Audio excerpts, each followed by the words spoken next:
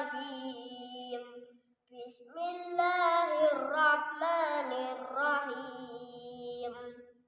والشمس وضحاها والقمر إذا تلاها والنهار إذا جلاها والليل إذا يغشاها والسماء وما بناها والأرض وما طحاها ونفس وما سواها فألهمها فجورها وتقواها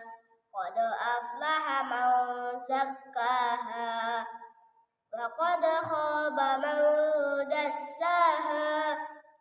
كذبت ثمود بطغواها إذ انبعث أشقاها فقال لهم رسول الله ناقة الله وسقياها فكذبوه فعقروها فدمدم عليهم ربهم